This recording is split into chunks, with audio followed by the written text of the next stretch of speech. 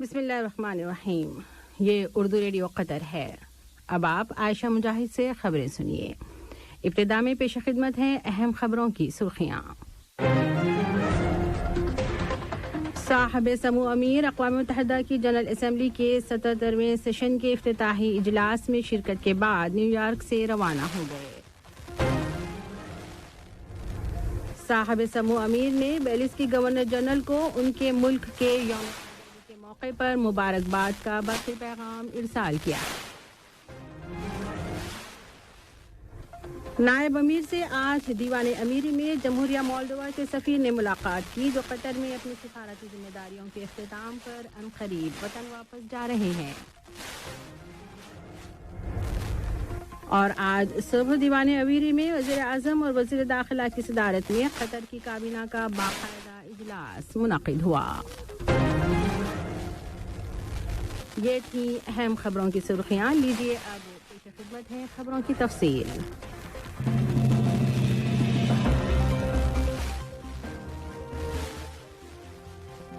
امیر شیخ تمیم بن حمد آل ثانی نے اقوام متحدہ کی جنرل اسمبلی کے 77ویں سیشن کے افتتاحی اجلاس سے خطاب کیا ہے، جس میں دنیا کے مختلف ممالک کے لیڈروں، سربراہان، حکومتوں کے وزرائے اعظم اور وفود کے سربراہان اور سرکاری اور غیر سرکاری تنظیموں کے نمائندوں نے شرکت کی. صاحب سمو امیر نے افتتاحی اجلاس سے اپنے خطاب میں دنیا کو درپیش بڑے مسائل اور چیلنجز کا ذکر کرتے ہوئے روس یوکرین جنگ کے اثرات اور اس مسئلے کے پرامن حل کی ضرورت پر زور دیا. صاحب سمو امیر نے فلسطین کے مسئلے، لبنان، لیبیا، شام اور یمن کے موجودہ حالات کے بارے میں بھی اپنے خیالات کا اظہار کیا. صاحب سمو امیر نے افغانستان میں تمام فریقوں سے اپیل کی ہے کہ وہ دوحہ امن سمجھوتے سے استفادہ کریں اور اس سمجھوتے کی بنیاد پر ملک کی تعمیر نو میں حصہ لیں.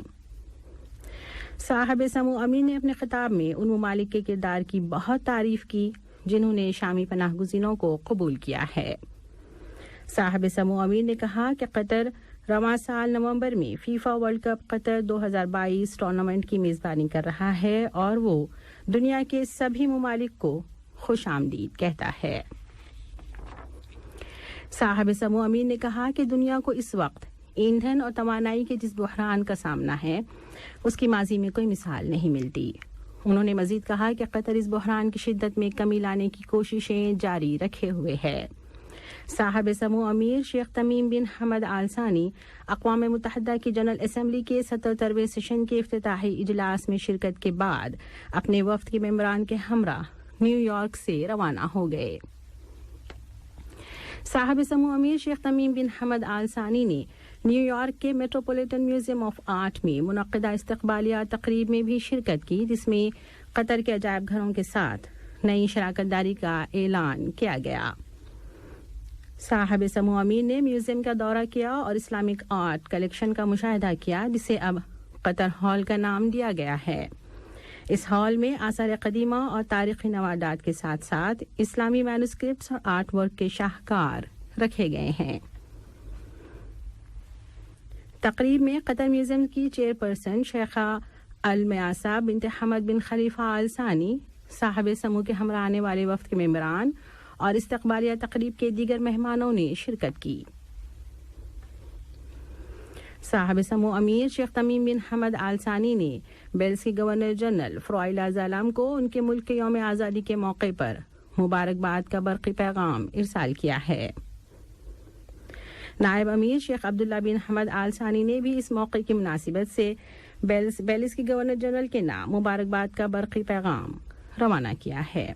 اسی طرح وزیر اعظم اور وزیر داخلہ شیخ خالد بن خلیفہ بن عبدالعزیز آل ثانی نے بیلیز کے وزیر اعظم جانی بریسینو کو ان کے ملک کے یوم آزادی کے موقع پر مبارکباد کا برقی پیغام ارسال کیا ہے.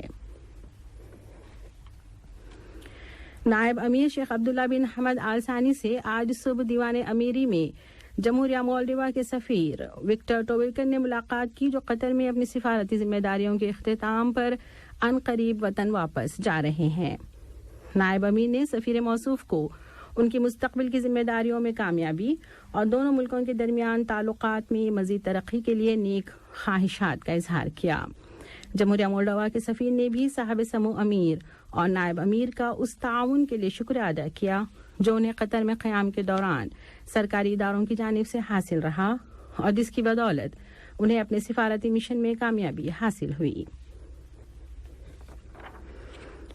آج دیوان امیری میں وزیر اعظم اور وزیر داخلہ شیخ خالد بن خلیفہ بن عبدالعزیز آل ثانی کی صدارت میں کابینہ کا باقاعدہ اجلاس منعقد ہوا۔ اجلاس کے بعد وزیر مملکت برائے امور کابینہ محمد بن عبداللہ السلیٹی نے اپنے ایک بیان میں بتایا کہ کابینہ نے اجلاس کے آغاز میں کل نیو یارک میں اقوام متحدہ کی جنرل اسمبلی کے 77ویں سیشن کے افتتاحی اجلاس سے صاحب سمو امیر شیخ تمیم بن حمد آل ثانی کے خطاب کی تعریف کی۔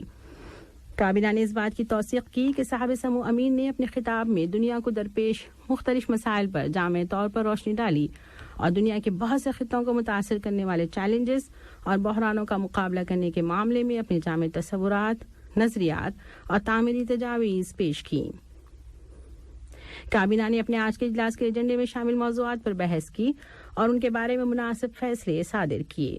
کابینہ نے فیفا ورلڈ کپ 2022 کی میزبانی کے انتظامات اور تیاریوں کا بھی جائزہ لیا اور اس سلسلے میں مناسب فیصلہ صادر کیا۔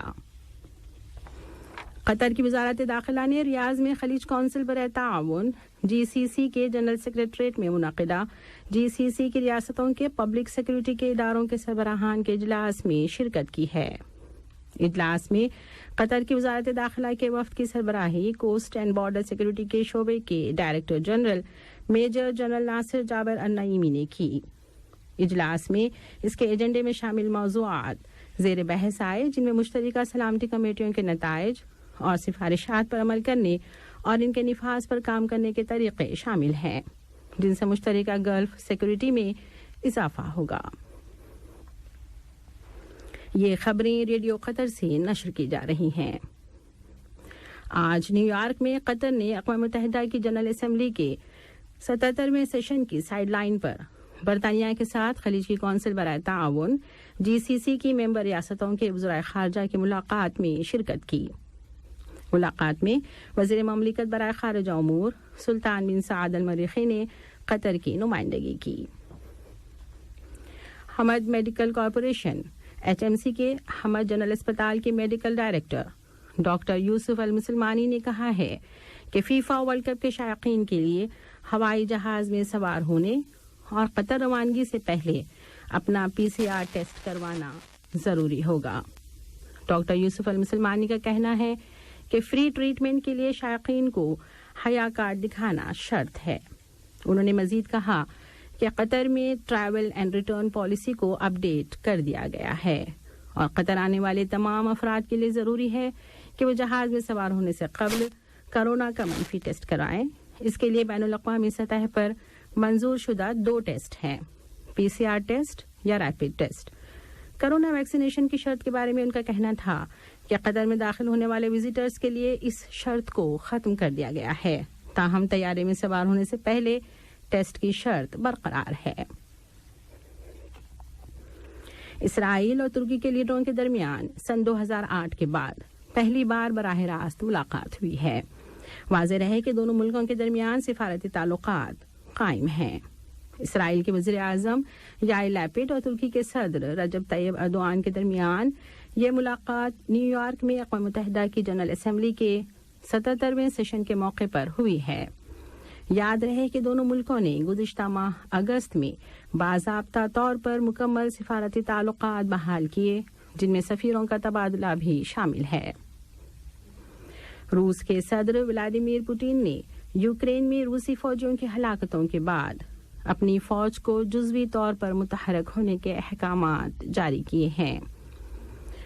آج صبح ٹیلی ویژن پر اپنے خطاب میں صدر پوٹین نے یوکرین کی حمایت کرنے والے مغربی ممالک کو خبردار کیا کہ اگر روس کو مغربی طاقتوں کی طرف سے جوہری خطرے کا سامنا ہوا تو روس تمام بڑے ہتھیاروں کو استعمال کرتے ہوئے اپنا دفاع کرے گا۔ افغانستان کے دارالحکومت کابل میں آج ایک ریسٹورنٹ کے اندر دھماکے کے نتیجے میں 3 افراد ہلاک اور 13 دیگر اشخاص زخمی ہو جانے کی خبر ملی ہے۔ دھماکے کی وجہ فوری طور پر معلوم نہیں ہو سکی۔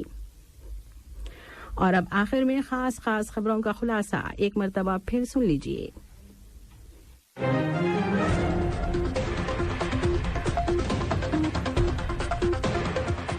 صاحب سمو امیر اقوام متحدہ کی جنرل اسمبلی کے 77ویں سیشن کے افتتاحی اجلاس میں شرکت کے بعد نیو یارک سے روانہ ہو گئے۔